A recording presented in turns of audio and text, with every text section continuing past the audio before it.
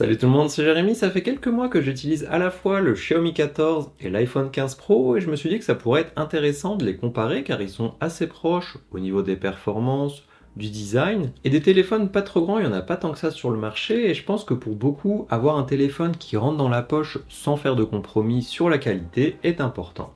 L'autre point qui m'a envie de les comparer, c'est que lorsque j'ai sorti ma vidéo sur le Xiaomi 14, j'ai eu quelques commentaires qui disaient à ce prix-là, autant prendre un iPhone, sous-entendu que si on achète autre chose qu'un iPhone, c'est parce qu'on n'a pas le budget, et je trouve pas ça très juste pour les autres constructeurs qui font aussi bien, voire mieux selon ce qu'on compare. Aujourd'hui, on va donc faire le tour des points principaux, et pour la partie photo, j'ai fait appel à un de mes amis photographes, Chris, qui comparera des photos prises avec les deux modèles et nous donnera son avis de professionnel. Je vous mets les chapitres si vous voulez passer d'une partie à l'autre et on commence tout de suite par le design. Comme je vous le disais, un des avantages de ces deux téléphones, c'est qu'ils sont pas aussi énormes que les modèles Ultra ou Pro Max. Si on les met à côté du S24 Ultra ou du Xiaomi 13 Ultra, on voit vraiment la différence. Alors je sais que certains vont déjà les trouver trop grands avec les 6 pouces 36 du Xiaomi 14 et les 6 pouces 1 de l'iPhone 15 Pro, mais par rapport aux autres, ça reste compact, plus facile à utiliser à une main et à transporter sans pour autant perdre en qualité au niveau de l'écran, de la puissance et de la partie photo. Bon, c'est sûr qu'on aura plus de capteurs sur les modèles Ultra grâce à leur taille plus grande, mais au quotidien, c'est pas forcément indispensable. Des modèles qui sont donc assez proches, le Xiaomi s'inspire aussi de l'iPhone, je pense, pour son design. Ils ont retiré les différents capteurs situés au-dessus sur ce modèle, et on voit que l'iPhone a un aspect différent grâce au titane comparé au verre du Xiaomi qui prend pas mal les traces de doigts.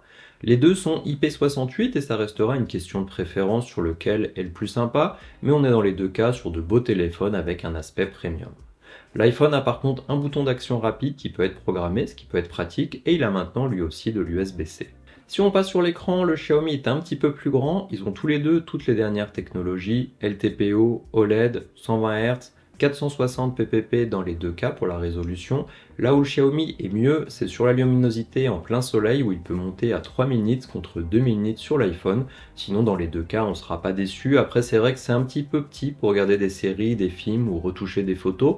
Mais en général j'utilise une tablette, ma télé ou mon ordinateur pour faire ça. La différence ça se fera aussi au niveau de Dynamic Island sur le 15 Pro qui héberge la reconnaissance faciale, quand sur le Xiaomi, on utilisera le capteur d'empreinte situé sous l'écran pour le déverrouiller. Si on s'intéresse à ce qui se trouve à l'intérieur, le Xiaomi 14 est équipé du Snapdragon 8 Gen 3, le dernier processeur de chez Qualcomm, avec 12 Go de RAM.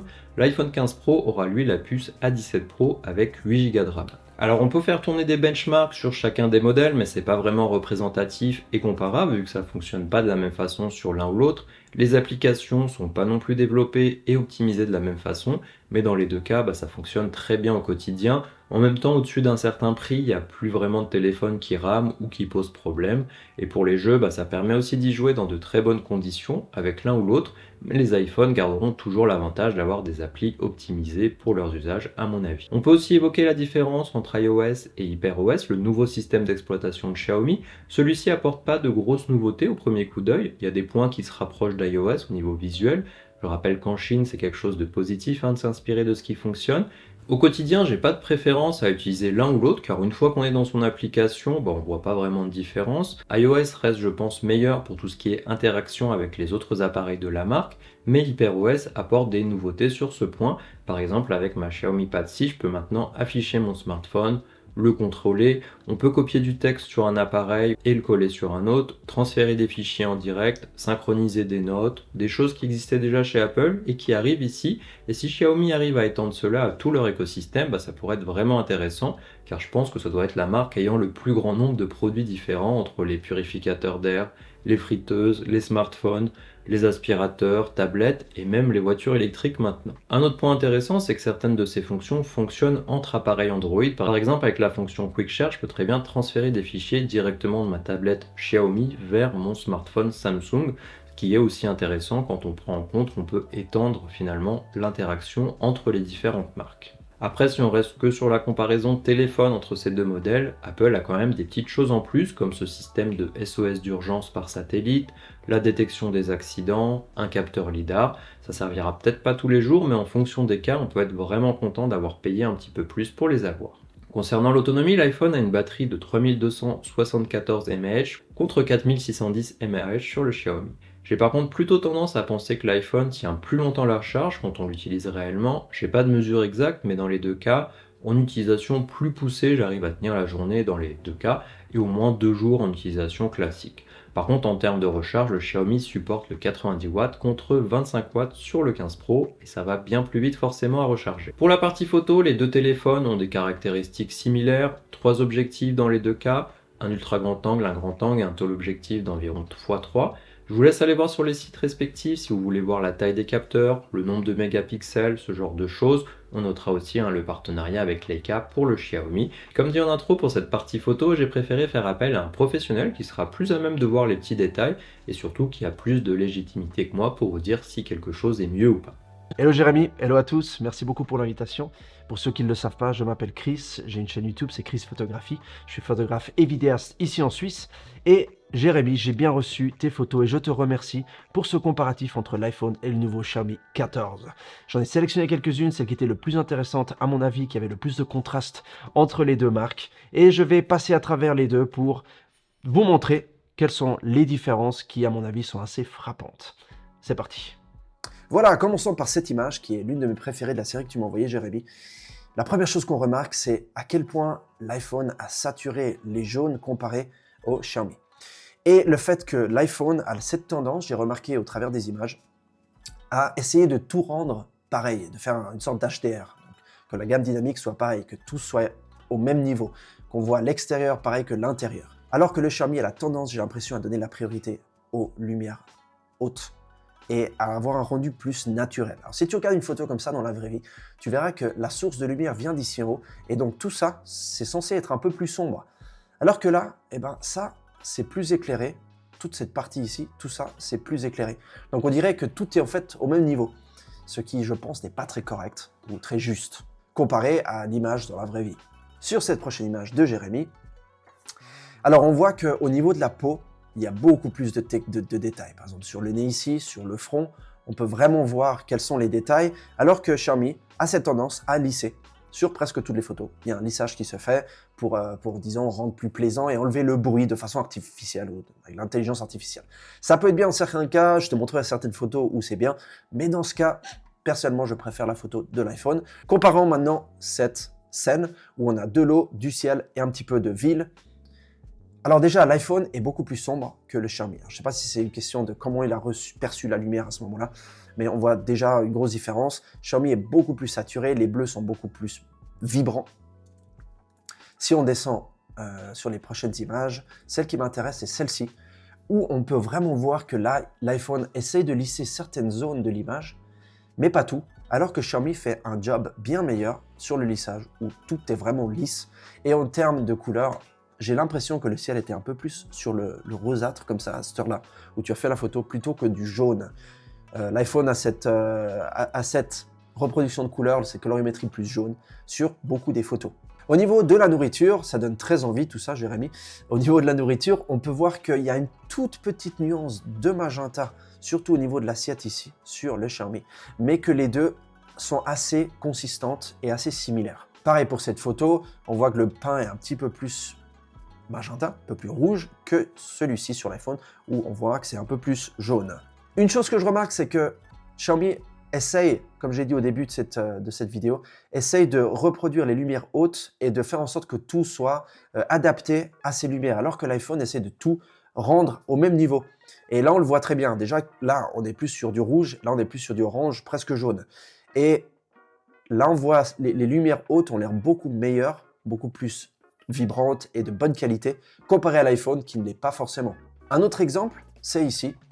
Les lumières qui viennent des vitrails, c'est un peu la priorité sur cette image. Si on regarde une image comme ça, ce qu'on veut voir, c'est surtout les vitrails. C'est pas le reste de l'image. Alors que l'iPhone, lui, te met la même quantité de lumière ici, ici, sur le vitrail. Et le vitrail n'a pas la même qualité, on le voit. Et ici où ça dit Montserrat, c'est pas aussi bon, c'est pas aussi bien défini. Donc je préfère personnellement le Xiaomi, la façon dont ils ont de traiter les images pour ce qui est de la priorité sur les lumières hautes. Après, il y a ce fameux lissage, comme on voit ici en bas, ici sur cette colonne, ou même ici en haut. L'iPhone le fait mieux parce qu'il laisse du bruit, mais ce bruit inclut également de la texture. Donc c'est mieux d'avoir une meilleure texture que d'avoir un lissage qui ne montre pas en fait le type de matériel ou le type de qualité de la pierre qui a été utilisée. Cette photo du burger, je l'ai mise exprès, c'est de nouveau de la nourriture, mais parce que je préfère ce que l'iPhone a fait.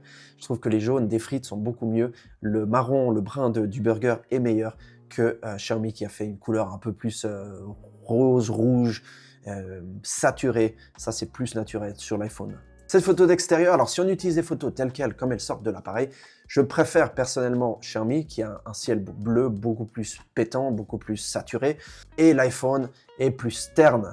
On voit aussi ici au niveau du orange, c'est plus orange, ici c'est plus jaune sur le Xiaomi. Après, on peut photographier les deux appareils en RAW. Ça, c'est du JPEG, mais si on photographie en RAW, ça donne une meilleure qualité d'image et ça donne aussi plus de flexibilité lorsqu'on fait des retouches, par exemple sur Lightroom ou en post-traitement. J'ai sélectionné ce zoom que tu as fait parce que je trouve bluffant la qualité de détail que Xiaomi offre sur les vitres, sur les reflets, comparé à l'iPhone qui a tout ce bruit, ce grain. Et des fois, je l'ai dit, des fois c'est bien d'avoir ce bruit ou ce grain parce que ça garde, ça montre la texture. Mais sur une vitre, je préfère ce que Xiaomi a fait, où c'est beaucoup plus plaisant à regarder, puis ça donne beaucoup plus envie. Sur ces deux photos, on voit tout de suite que le ciel est bien mieux reproduit chez Xiaomi qu'il ne l'est avec l'iPhone. L'iPhone, il est pratiquement brûlé. Alors, encore une fois, ça ne veut pas dire qu'après, on ne va pas pouvoir faire 2-3 petites retouches, mais en sortant de l'appareil, je trouve que l'iPhone fait un moins bon job au niveau de la gamme dynamique entre les deux, entre les lumières hautes et les ombres. À part ça, je trouve que la reproduction de l'image est à peu près pareille sur les deux. Il y a un lissage qui a été fait par exemple au niveau des lèvres, on le voit ici, que tu avais les lèvres un peu sèches, comparé sur le Xiaomi qui en fait les reproduit très très bien. Je tiens à montrer la différence entre ces deux photos, photos très très intéressantes, je suis content que tu l'aies faites, parce que à première vue, elles ont l'air très similaires, parce que c'est très rouge, donc les deux le reproduisent à peu près pareil. Mais si on commence à zoomer, comme ceci, à peu près au même zoom, on voit que le Xiaomi a vraiment du mal avec l'aberration chromatique. Il y a énormément d'aberrations chromatiques sur cette photo. Le plastique ici, même si je zoome avec l'iPhone encore plus, on voit les lignes sont très bien définies, alors que là, eh ben, ça ne l'est pas du tout. Pareil pour le plastique, les sacs en plastique, il y a des lignes d'aberration chromatique assez remarquables au niveau de la lumière ici, alors que là, pas du tout. Et pour finir, on a ce parc d'attractions, ce Luna Park. Je trouve ces photos très similaires. Franchement, il n'y a pas une énorme différence. On voit que Xiaomi ici, les petits points blancs, on les voit plus que sur l'iPhone. Là, ils ont pratiquement disparu. Donc voilà, il montre ces détails-là. Mais quand je regarde, si je fais la prochaine photo, on voit que l'iPhone ici montre les détails mieux que sur Xiaomi, où c'est un petit peu, on va dire, un peu mélangé ensemble. De nouveau, ce fameux lissage. Dans certains cas, je préfère ce que l'iPhone fait, où ça garde, on va dire, une qualité un petit peu plus vraie de ce qui était là. Et la dernière photo,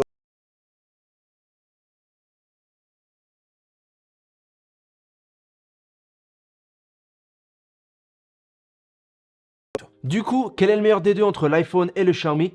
Je pense que les deux sont excellents, ils ont leur côté positif, leur côté négatif, ça dépend vraiment des circonstances, des résultats qu'on veut obtenir et de comment on fait les photos. Merci Jérémy, à tout bientôt, ciao. Merci Chris pour toutes ces explications. Il m'a dit que je pouvais couper un peu si c'était trop long, mais j'ai rien trouvé à retirer car c'est vraiment intéressant de voir tous ces détails et on voit le professionnel de la photo qui sait de quoi il parle. Je vous mets le lien vers sa chaîne YouTube en description si vous voulez aller voir son travail. Pour la partie vidéo, il y a pas mal d'options qui ont été rajoutées sur les Xiaomi, mais pour le moment, je pense quand même que l'iPhone reste au-dessus du lot, toutes marques de smartphones confondues. On a plus d'options d'enregistrement, comme l'Apple ProRes, la possibilité d'enregistrer sur SSD maintenant, filmer en 4K, en mode portrait, etc. Alors le Xiaomi suffit amplement à la plupart des usages, je vous rassure. J'ai tout tourné avec lors de mon passage au MWC et à Barcelone et ça allait très bien. On a même des modes en plus comme le mode réalisateur qui permet d'avoir un retour d'image sur une tablette de la marque, un mode film maintenant aussi pour gérer le flou d'arrière-plan, de la 8K, etc.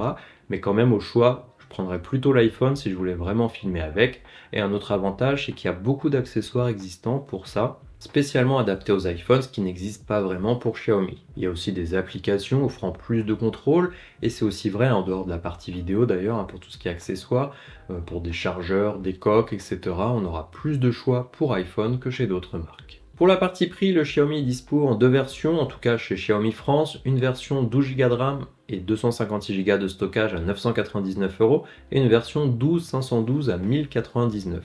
Chez Apple, l'iPhone 15 Pro est à 1229 € pour la version 128, 1259 pour la version 256 et 1609 pour la version 512 sur le site Apple France, On aura aussi une déclinaison à 1 Tera à 1859 euros. Alors ça, c'est les prix directement sur les deux sites, sans aller chercher des réductions via des codes qui sont quand même assez souvent présents chez Xiaomi. Par exemple, en ce moment, il y a un code moins 150 euros, un bonus de reprise et une smartwatch offert. Chez Apple, pour les trouver moins chers, il faudra plutôt aller sur d'autres sites et profiter d'offres là-bas. Mais on voit qu'on n'est pas vraiment au même prix. À version équivalente de stockage, on a 260 euros d'écart sur la version 256 et 510 euros d'écart sur la version 512, sans compter d'éventuels promos qui augmenteraient cet écart. Donc quand on dit Xiaomi ils abusent, c'est le même prix qu'un iPhone, c'est pas tout à fait le cas et les smartphones Xiaomi sont fournis avec un chargeur et une coque de protection en plus. Il y a quand même un avantage pour les iPhones par rapport au prix, c'est vrai qu'ils sont plus chers à acheter, mais à la revente on les revendra plus facilement et on perdra moins d'argent car elles gardent plus de valeur dans le temps. Forcément, les promotions constantes sur les Xiaomi, Samsung ou autres, c'est sympa quand on cherche à l'acheter, mais ça veut aussi dire que le prix officiel sert pas vraiment de base pour la revente ensuite. Et il y a aussi cette image de marque, comme quoi c'est mieux un iPhone que le reste, et du coup les gens sont quand même prêts à mettre de l'argent dedans, même pour de l'occasion.